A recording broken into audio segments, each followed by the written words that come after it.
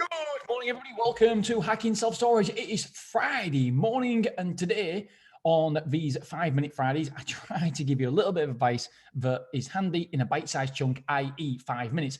However, it sometimes runs over. So hopefully today we can get it nailed on the 5 minutes. Right, today I want to talk about maximizing your revenue from your current site. So many self-storage operators don't do this because all we want to do is grow by acquisition or by opening new facilities. And yet we don't optimize and maximize the revenue that we are currently taking at our current sites. We overlook that. And this all came about because last week I went on a mastermind course, and this mastermind course, it was a 1-day event, and it cost £10,000 for 1 day. Now, you know me and my masterminds and courses. If somebody can teach me something, I am there because I want to surround myself with people who are better than me, better educated, know something that I don't know. I want to learn. And the great thing about knowledge is that it compounds over time. So the more knowledge you can give me, I know that I will get an ROI on that because it will compound over time. I was in this room, there was 5 business owners. We all paid £10,000 for 1 day to be in there. And as you can imagine, there was multi-millionaires there. I was without doubt the least successful person in that room. However, I 100% believe I will be the most successful person when everything plays out in long term. But it was terrific because the guy who was running this, he's got serviced offices. So he's got 3 in Bournemouth, and he's basically turned hotels into serviced office space. And I was like, this is incredible. He was going through the facts and the figures and stuff. And so my question was to him, are you buying any more? And he goes, no, not yet. I goes, oh, why? Because I can see your returns. Your returns are absolutely incredible. Why aren't you buying any more? And he goes, it's very, very simple. My job is to maximize the revenue. I need to squeeze as much juice out of every single facility I have before I move on to the next. And he gave a great analogy. He said, my job is, at the minute, I've got a bathtub full of money. He has done that as well. And my job is, so he's got a bathtub full of water, and at the minute it's lukewarm, but his job is to get that red hot. So get that bathtub red hot. So every time that he does something, so for example, he turned downstairs, it used to be a car park, and he turned downstairs into more offices where you could just come and you could buy a space for an hour or 2 or whatever. So people could just come in there anytime and pay for it. So then what he says there, his analogy was that what I'm doing is I'm just turning on the hot water tap, and I'm getting boiling hot water in a little cup. Because yeah, it's not going to make a massive difference, but it makes a little bit of difference. It might make 20 or 30 or 40 or 50,000 pounds to my bottom line. So then I pour that boiling hot water into the big bathtub, and then he's got it's right on the seafront of Bournemouth. And so at the very, very top, he's turned the top bit into a place where people can rent out. They can have parties, they can have barbecues, there's hammocks, there's everything. He's grass the whole area in fake grass. And he makes £100,000 from that because it's an amazing location. He's got a bar up there now. And so he makes 100 grand a year from that. And so again, he's filling up. He's filling his bathtub up with more hot water, scalding hot water there. And then he'll do something else. And he says, I can actually squeeze another £150,000 net profit a year out of this. And I don't want to take my eye off a ball and move on to the next one until I actually make that £150,000. I need to pour that scalding hot water into that bath. My job is to make that bath water as hot as it possibly can be. And I was like, oh my God, that is... And by the way, this guy's like a deca millionaire. You would never think he was rich. When you see him, he's just a normal guy wearing tracky khaki bottoms. It was great. It was fantastic. And so it got me thinking about my empire that I'm trying to build. Am I maximizing everything? Are we actually maximizing our current locations before we go on to the next location? And that prompted me to start thinking about, okay, how can we get more money? How can we get more hot water into our bathtub at the minute? What can we do? And something that I can do is I can get more outdoor units, I can get more external units. So we just bought 19 external units. Yes, it's going to cost, I think, 40 grand it's going to cost us. However, that will make me, on these external units, 40 grand a year net profit. And so, yep, capital expense of £40,000. However, Once full, it will make me £40,000 a year. So what I'm doing is I'm getting a reasonably sized bucket, pouring scalding hot water in it, and I am pouring it into the bath. I am making sure that my revenue management is on point. So we are doing price increases regularly and on time. We're increasing current customers and new customers 20% at the minute because we're nearly full. We're 92% full. And again, so I'm getting a big bucket and I'm making sure that that scalding hot water goes into that bathtub. And I'm looking, right, what else can we do? How else can we maximize the revenue?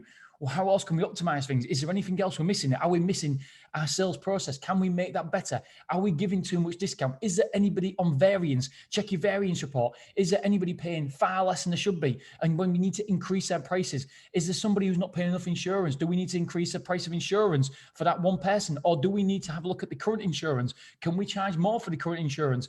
How can you maximize your revenue?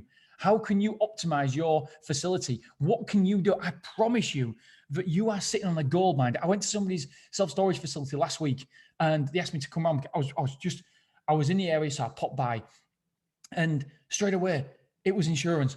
They're not correctly doing their insurance. I went into another self-storage facility the other week and their sales process was absolutely terrible. It wasn't optimized. It wasn't maximized. And that's what we need to do. I've been listening to a J. Abraham book as well and called Mastermind. Please pick that book up. It's a fantastic book that you can make. It will increase your revenue. It'll increase your profitability of your site. I can absolutely guarantee you because he gives so many tangible bits of advice that you could take away.